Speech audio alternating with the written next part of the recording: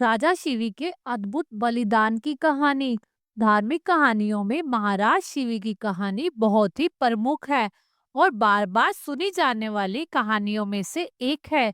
पुरुवंश में जन्मे उशनीर देश के राजा शिवी बड़े ही परोपकारी और धर्मात्मा थे। यही नहीं, दानवी राजा शिवी के द्वार से कोई भी खाली हाथ नहीं जाता था। प्राणियों के प्रति राजा शिवी का बड़ा स्नेह था। उनके राज्य में हमेशा सुख शांति और स्नेह का वातावरण बना रहता था। भगवान भक्त राजा शिवी की चर्चा धरती से लेकर स्वर्गलोक तक होती थी। देवताओं के मुख से राजा शिवी की इस प्रसिद्धि के बारे में सुनकर इंद्रदेव और अग्निदेव को विश्वास नहीं होता था। तब उन्होंने उसी नरेश की परीक्षा करने की ठानी और एक युक्ति निकाली। अग्नि ने कबूतर का रूप धारण किया और इंद्र ने एक बाज का रूप धारण किया। दोनों उड़ते उड़ते राजा शिवी के राज्य में पहुंचे। उस समय राजा शिवी एक धार्मिक यज्ञ के अनुष्ठान कर रहे थे। कबूतर उड़ते उड़ते आर्तनाद करता हुआ राजा शिवी की गोद में आ गिरा और मनुष्य की भाषा में बोला, राजन, मैं आपकी शरण में आया हूँ, मेरी रक्षा कीजिए। थोड़ी ही देर में कबूतर के पीछे पीछे बाज भी वहां आ पहुंचा और बोला, राजन, निस्संदेह आप धर्मात्मा हैं, परोपकारी राजा है और कृतधन को धन से, झूठ को सत्य से, निर्दयी को क्षमा से और क्रूर को साधुता से जीत लेते हैं। इसलिए आपका कोई शत्रु नहीं है। इसलिए आप अजात शत्रु के नाम से प्रसिद्ध है। आप अपकार करने वाले को भी उपकार करते हैं।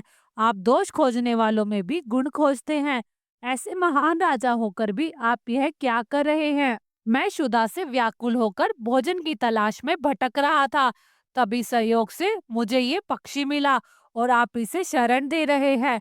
यह आप अधर्म कर रहे हैं। कृपया करके यह कबूतर मुझे दे दीजिए, यह मेरा भोजन है।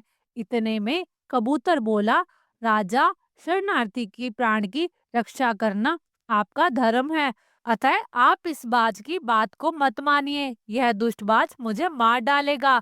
दोनों की बात सुनकर राजा शिवी बाज से बोले, हे बाज, यह कबूतर तुम्हारे भय से भयभीत होकर मेरी शरण में आया है, इसलिए ये मेरा शरणार्थी है। मैं अपनी शरण में आए शरणार्थी का त्याग कैसे कर सकता हूँ? जो मनुष्य भय, लोभ, ईर्ष्या, लज्जा या द्वेष से शरणागत की रक्षा नहीं करते या उसे त्याग देते हैं, उन्हें ब्रह्म हत्या के समान पाप लगता है।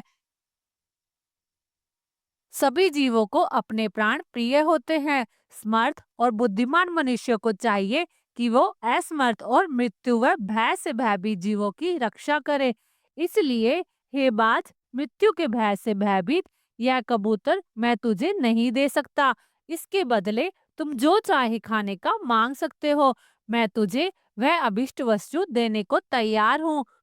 तब बाज बोला, हे राजन, मैं क्षुधा से पीड़ित हूँ। आप तो जानते ही हैं, भोजन से ही जीव उत्पन्न होता है और बढ़ता है, और यदि मैं क्षुधा से मरता हूँ तो मेरे बच्चे भी मर जाएंगे।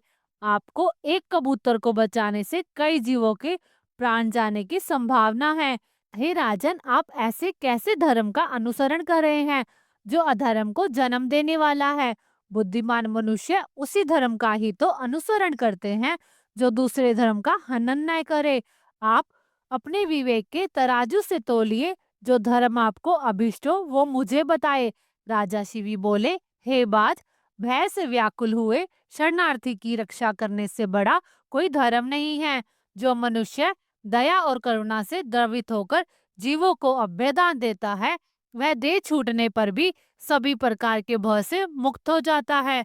धन, वस्त्र, गो और बड़े बड़े यज्ञों का फल यथा समय नष्ट हो जाता है, किंतु व्याकुल प्राणी को दिया अभ्यदान कभी नष्ट नहीं होता। इसलिए मैं अपने संपूर्ण राज्य और इस देह का भी त्याग कर सकता हूँ, परंतु इस व्याकुल पक्षी को नहीं छोड़ सकता। हे बाज, तुझे आहार ही अभीष्ट है, सो जो चाहो आहार मांग लो। बाज बोला, हे राजन, प्रकृति के विधान के अनुसार कबूतर ही हमारा आहार है, अतः आप इसे त्याग दीजिए। राजा बोला, हे बाज, मैं विधान के विपरीत नहीं जाता। शास्त्र कहता है, दया का धर्म मूल है परोपकार पुण्य है और दूसरों को पीड़ा देना पाप है। इसलिए तुम जो चाहो सो दे सकता हूँ, परंतु ये कबूतर नहीं दे सकता। तब बाज बोला, ठीक है राजन, यदि आपका इस कबूतर के प्रति इतना ही प्रेम है तो मुझे ठीक उसके बराबर तोलकर अपना मांस दे दीजिए, जिससे मैं अपनी क्षुधा शांत कर सकूं। मुझे इससे अधिक और कुछ नहीं चाहिए। प्रसन्न होते हुए राजा शिवी ने कहा, हे बाज, तुम जितना चाहो उतना मांस मैं देने को तैयार हूँ।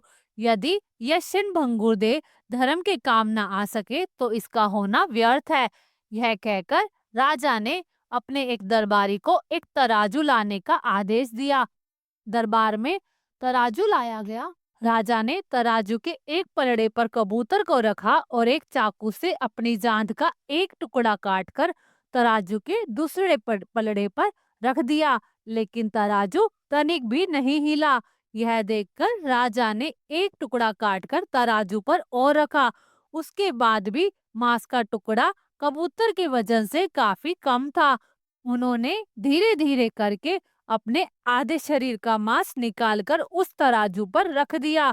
उसके बाद भी मांस का वजन कबूतर के वजन से कम ही रहा।